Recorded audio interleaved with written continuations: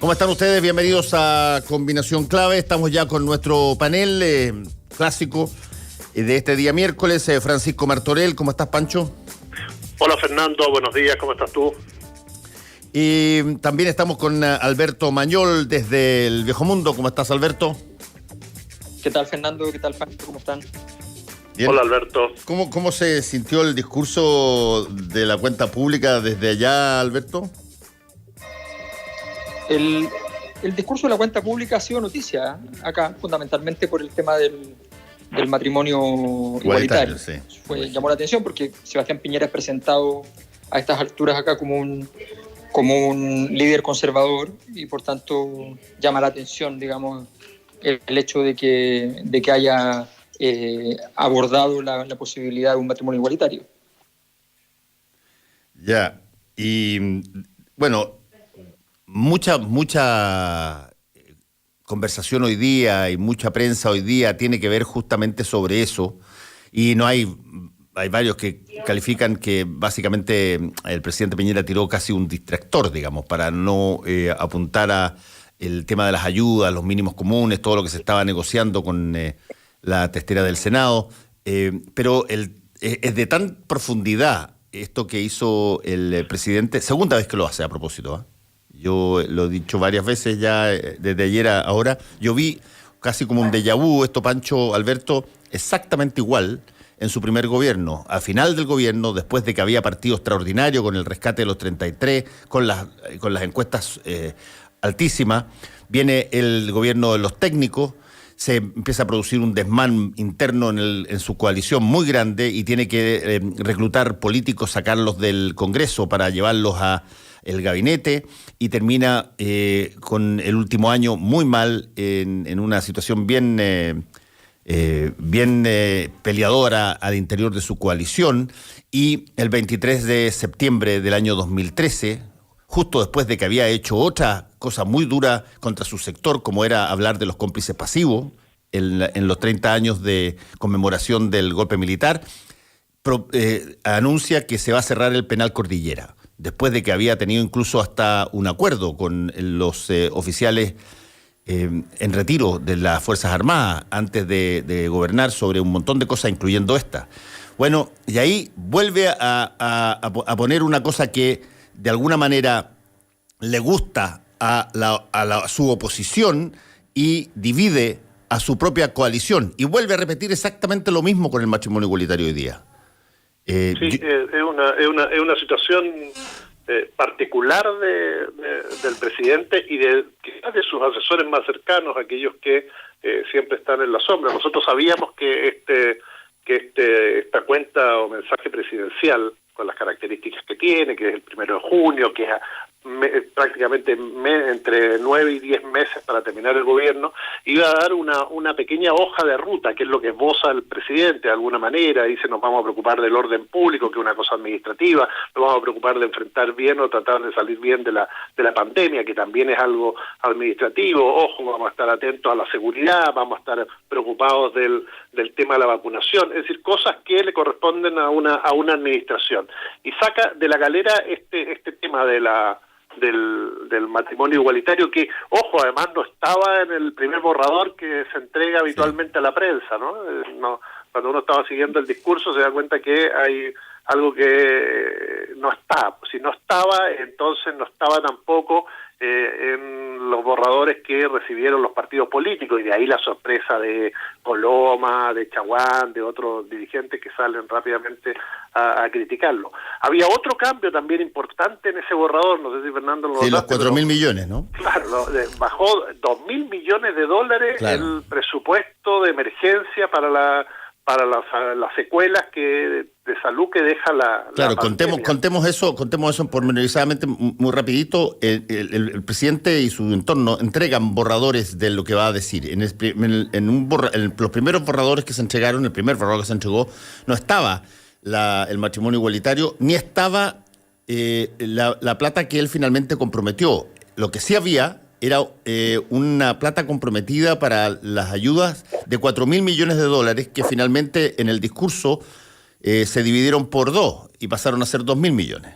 Exacto. Entonces, ahí ese es un elemento que hay que tomar. Entonces, él sabía que esto provocaba un movimiento, iba a generar algo y por algo no lo hizo antes para evitarse las presiones también del sector. Y ahí uno podría analizar cuál es el objetivo, y el objetivo puede ser, claro, un distractor para que hoy estemos hablando del matrimonio igualitario, debatiendo sobre eso y no sobre el fondo o el asunto que estaba crispando más el momento, que bueno, retiro del comité del Colmet, del comité asesor, las ayudas que son importantes, los mínimos comunes que además suben de alguna manera a los posibles aspirantes de la oposición, y pone el debate en su sector.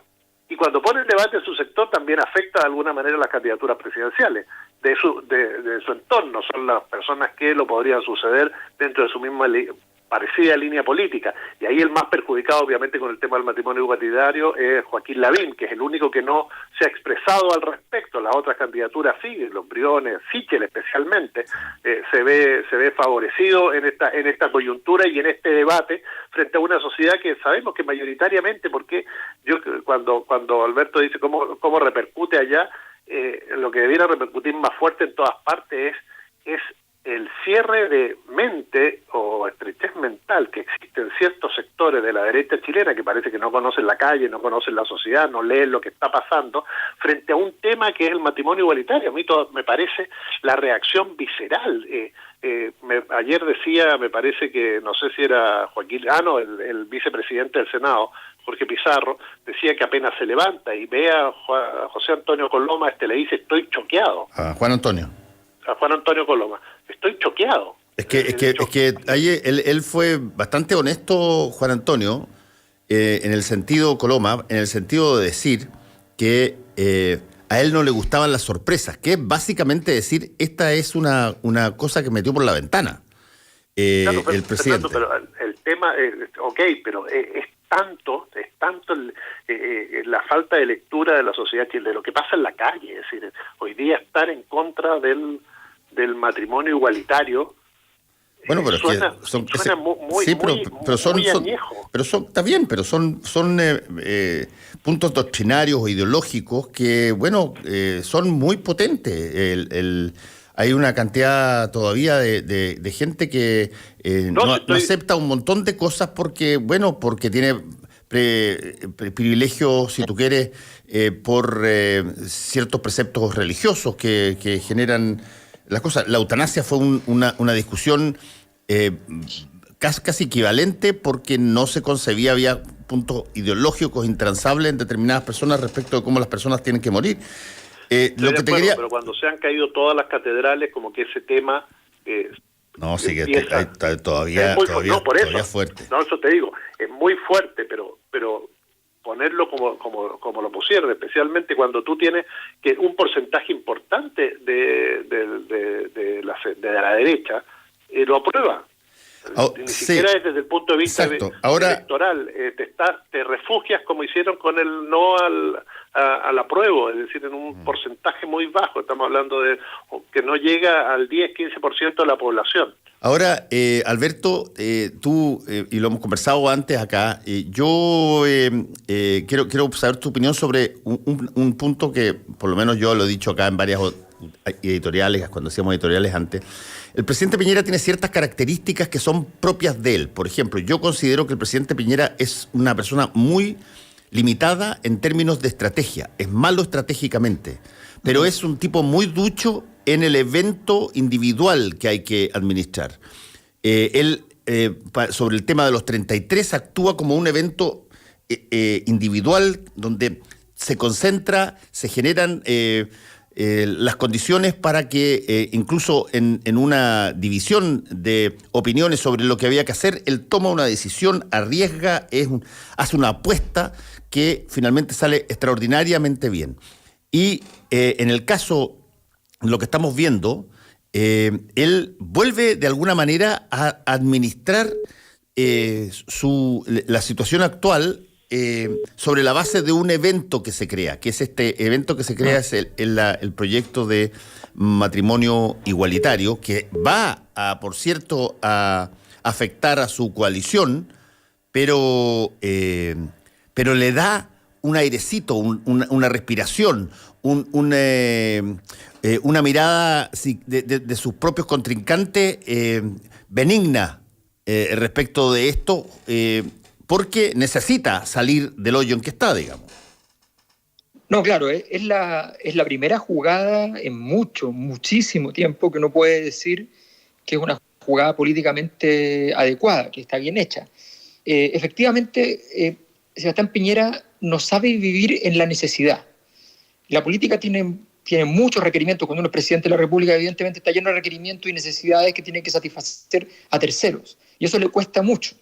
Pero en cambio, él es muy hábil en la libertad absoluta. O sea, cuando él no tiene que preocuparse de nadie, que es su escenario ideal, cuando incluso puede tomar la decisión de hacer perder a su propio equipo porque es parte de las posibilidades de crecimiento, cosa que en el mundo financiero se hace y muchísimo, cuando él puede ocupar la traición, por ejemplo, sin tener que tener ningún miramiento más allá que el resultado, todo eso él es muy bueno porque no duda, porque no le cuesta dejar debajo de la mesa a 4 o 5 personas, incluso cercanas, porque sencillamente en eso es muy resoluto y es muy rápido. Bueno, en todo es muy rápido. El problema es que en la mayor parte de las cosas en la política, la política requiere otro tipo de condiciones, que son efectivamente las condiciones que tú llamas ahí estratégicas, efectivamente. Sí.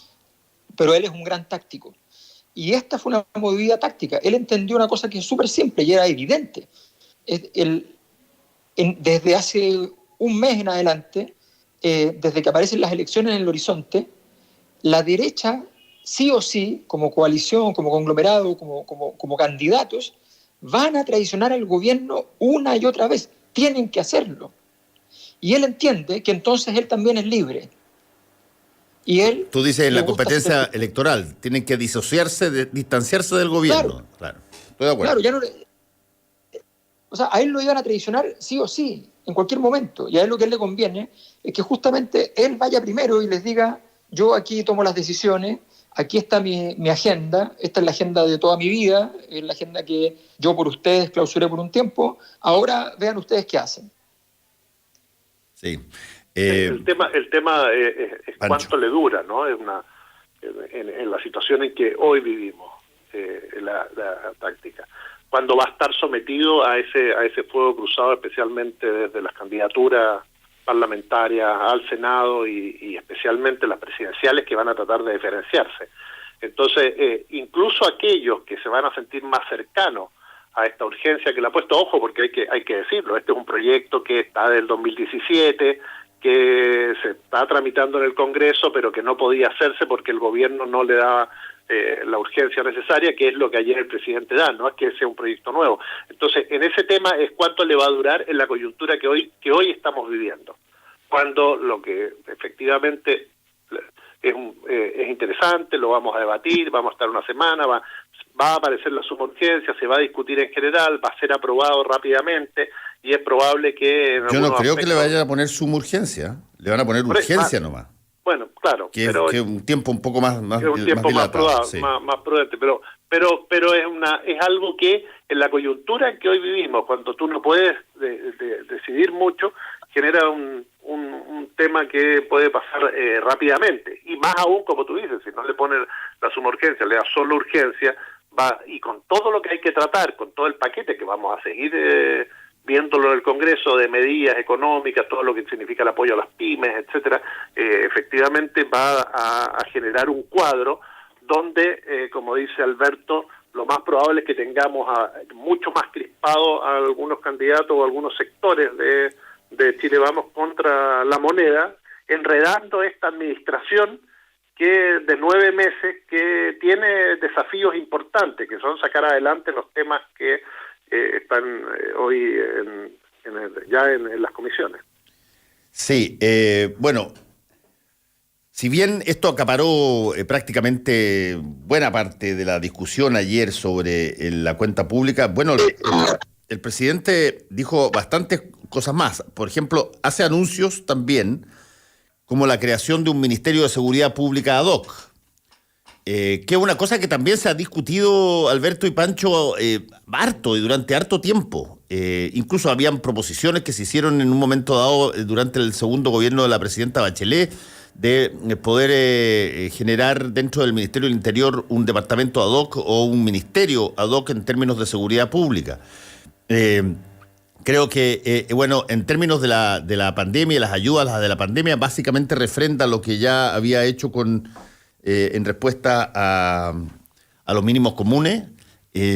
No hay mucho más ahí. Y está esta llamémoslo así, este gaf del primer borrador que traía 4.000 millones de dólares y el borrador y el discurso final que lo cortó por la mitad. La pregunta es, ¿ese fue un error, los 4.000 millones originales, o se tenía pensado hacer una inversión mucho mayor en términos de protección de la ciudadanía, en términos económicos, y finalmente se recapacitó y se volvió atrás? Sí, yo creo que es entretenido, es una especulación. Porque sí, no tenemos todo es especulativo, pero no tenemos la certeza. Claro, pero es súper interesante porque si uno conoce de tanto ver y analizar a Sebastián Piñera, ya uno siente que lo ha tenido en el diván de alguna manera. Entonces, a mí no me extrañaría nada que en el momento en que él toma la decisión de incorporar el tema del matrimonio igualitario, diga, bueno, cortemos plata, porque no es necesario pasar tanta plata si es que vamos a tener una... Alberto. Uy. Sí.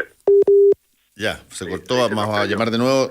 Toma tú. Sí, yo coincido con Alberto. Además, es un elemento todavía que le permite negociar y en estas negociaciones que se están dando aumentarlo, porque efectivamente, si tú, el mensaje presidencial, sabemos, Fernando, que se construye con mucho tiempo, con muchos equipos, con los distintos ministerios, con los expertos, la gente que lo redacta, todo lo que va ahí y finalmente tiene el sello del presidente en la lectura y cómo lo va cambiando, modificando y entregando. Me refiero a que no es baladí bajar de 4.000 a 2.000 millones de dólares. Y por eso llamó la atención. Exacto, son cifras estratosféricas. Por lo tanto, lo que estamos hablando es que en algún momento o el presidente o los asesores dijeron, bueno, así como vamos a meter este tema del matrimonio igualitario que nos va a permitir esto y hagámoslo de esta forma comunicacional, etcétera, también puede ser que dejémonos un resto para negociar, para decir, vamos, y si ponemos 4.000, después en una de esas lo tenemos que subir a 6.000 y a 8.000. ¿De dónde vamos a sacar los recursos? Ahí se reconectó Alberto para que termine su mensaje. Sí, yo lo que estaba diciendo básicamente es que en esta lógica especulativa, yo creo que, entendiendo un poco cómo opera Piñera, es posible que él haya guardado, no solo por secreto, sino que también haya tomado la decisión, se haya demorado en tomar la decisión de si incorporaba el tema del matrimonio igualitario, y tal vez cuando la incorporó, siendo una medida que sabía que iba a producir polémica y que era bien espectacular y que se iba a llevar la prensa, decidió hacer lo que hace muchas veces, y es que si tiene un elemento político que se lleva a los temas de prensa, quita los elementos económicos que tenga que entregar porque a él no le gusta el gasto. Y es algo muy propio de él, entonces, en ese caso, decir, bueno, ¿para qué voy a poner los 4.000 millones si puedo poner 2.000? Y efectivamente, bueno, además que después vienen todas las dinámicas de platas para allá, platas para acá, las cosas que se van moviendo, toda la negociación, y por tanto, entonces, a mi juicio, podría estar unido el hecho de que haya incorporado esa información, la del matrimonio igualitario, con la reducción de ese dinero. Sí, bueno, fue otra de las cosas curiosas que pasó ayer, estos dobles discursos con distintas cifras. Había, como tú dijiste, Alberto, había mucha gente bien enojada ayer, particularmente el sector del presidente. Ahora, desde el punto de vista, llámalo así, ¿qué pasa a partir de ahora? Porque ya, tú lanzaste la bomba de racimo, ya se abrió y estalló, y lanzaste además una serie de otros anuncios al respecto. Pero no solamente se te desordenó, se te fragmentó, pero profundamente tu coalición de gobierno, y no sería extraño que se acelerara un cambio de gabinete por gente que no quiere seguir o algo así. ¿Cómo se sigue en esta situación después de este rito con tantos anuncios, digamos? Sí, yo tengo la impresión de que lo que hizo, lo hizo muy bien. O sea, tengo la impresión de que le ayuda mucho puede parecer que no es gran cosa porque... Estás hablando que le ayuda personalmente a él, dices tú. Claro. No estás hablando de su gobierno. No, claro. No, claro, es a él. O sea, esto le sirve mucho porque básicamente si la derecha se va en contra, todos entenderemos con esta agenda que es una agenda socialmente validada. Por tanto, la derecha quedaría mal y él quedaría bien. Es un asunto que yo creo que le permite no ordenar en absoluto la política de la sociedad chilena, para nada, al contrario, la desordena más, pero sí le permite a él flotar, y la verdad es que cuando uno está en crisis, yo creo que cualquiera de nosotros que ha pasado por un momento difícil, siempre dice, bueno, pero flotar es una maravilla, así que me lo den. ¿Pancho? Yo coincido, creo que es una especie de salvavidas, pero una salvavidas que se sigue desinflando, ¿no? Entonces, para llegar a los 9 meses es un poco escaso y va a requerir de mucha habilidad política para poder administrar y esbozar o llegar a término lo que planteó ayer como su ideario para esto que le resta al gobierno. Creo que efectivamente lo ayuda, saca, pero también le genera un cuadro nuevo e inesperado que va a tener que enfrentarlo, y sabemos que desgraciadamente la moneda no cuenta con los recursos, me refiero no a lo económico, sino a los recursos incluso políticos, los asesores, los consejeros, la gente que hace la buena política para seguir adelante una buena táctica. Entonces, creo que puede ser muy corta, sobre todo si es que no es capaz de sacarla. Hay un tema también ahí que tú lo planteaste, a uno le queda en la memoria, y en la memoria colectiva, queda el tema de cuando cierra el penal Cordillera, y de alguna manera te ubica con un clic, así, un cumplido frente a la sociedad. En 9 meses, si quieres tener ese cumplido, esa cosa que te pone en la historia, que fuiste el presidente, que de alguna manera generó un cambio social importante y puso o modernizó al país en su estructura social, efectivamente tendría que apurarse para que esta ley saliera, para que efectivamente se cumpliera un poco el objetivo. No solo le puso urgencia, sino que además se aprobó y la promulgué. Frente a eso, si no ocurre, va a ser me agarré de un salvavidas que se está desinflando, y a la semana, a las 2 semanas nos olvidamos el tema, seguimos con el tema de la ayuda social. Ahora hay un panorama que todavía se sigue dando positivamente. El índice de IMASEC ayer es bueno, el tema del precio del cobre todavía está funcionando adecuadamente, hay una reactivación que se está dando, pero no nos olvidemos que seguimos con los contagios altos, que hay 3.200 personas en las UCI, que las economías familiares están quebradas, que las pymes están viviendo momentos muy difíciles. Todo eso lo tiende a hundir. Entonces, puede ser, pero esperemos, porque la coyuntura es muy dramática para todos los gobiernos del mundo y también para el gobierno de Sebastián Piñera, que vive en una crisis permanente desde octubre del 2019, que no está a esta crisis sanitaria y social con una crisis política muy fuerte. Alberto. Sí, yo creo que una cosa que habría que poner atención si esto fuera una serie de Netflix, series políticas de Netflix, habría que poner atención, la siguiente escena es la oficina de Jaime Belolio y su teléfono, su celular. Porque evidentemente la UDI entenderá que allí ocurrió algo. O sea, que él les mandó fue parte de esta gigantesca granada al sector. Que él siempre tiene un proyecto de UDI diferente, que fracasó electoralmente en la interna, que fracasó frente al poder de los más antiguos, y que además coincidente con la muerte de Jovino Novoa, qué sé yo, que todo esto ocurra, es un misilazo efectivamente muy, muy, muy duro, y todos deben estar mirando que el poder de Jaime Belolio es un poder autónomo. Eso no es menor. Eso suponiendo dos cosas. Suponiendo que Jaime Belolio, que yo creo que es una persona que en algún momento dado se pronunció a favor del matrimonio igualitario, o no, sí, o por lo menos no, fue cómplice con el presidente en esto sin avisarle a su partido. Yo creo que es casi imposible que sea diferente, porque en la práctica él está en una posición muy, muy preferente dentro del gobierno. Estoy de acuerdo. No, ahí Fernando, acuérdate que el vocero es el primero que tiene que salir a comentar el discurso, por lo tanto, a él no lo puede haber sorprendido. Ahora, si tuvo tiempo o no tiempo para llamar por teléfono a su partido, obviamente que lo tiene que haber tenido, porque era el tema que le iban a preguntar los periodistas después, y él no podía mostrarse sorprendido porque tenía que renunciar si es que no hubiera sabido que venía el matrimonio igualitario en el discurso. Por lo tanto, algo de agua hay en la piscina de la UDI para que el presidente también tire esto. Ayer falleció Jovino Novoa, y puede ser también de alguna manera que el presidente haya entendido que parte de la UDI, de esa UDI más tradicional, más conservadora, empieza o tiene que empezar a dejar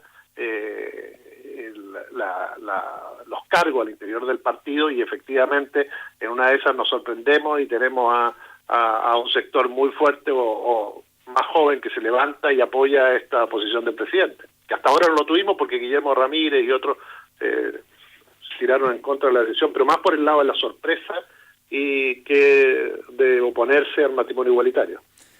Bueno, va a estar bien interesante lo que se viene encima. Les damos las gracias a Alberto Mayol y a Francisco Martorell. Cuídense mucho, nos vemos la próxima semana. Un abrazo, Alberto, un abrazo, Fernando, saludos. Chau, chau. Fernando Paulsen y nuestros panelistas e invitados son una combinación clave. 92.9, La Clave me escucha.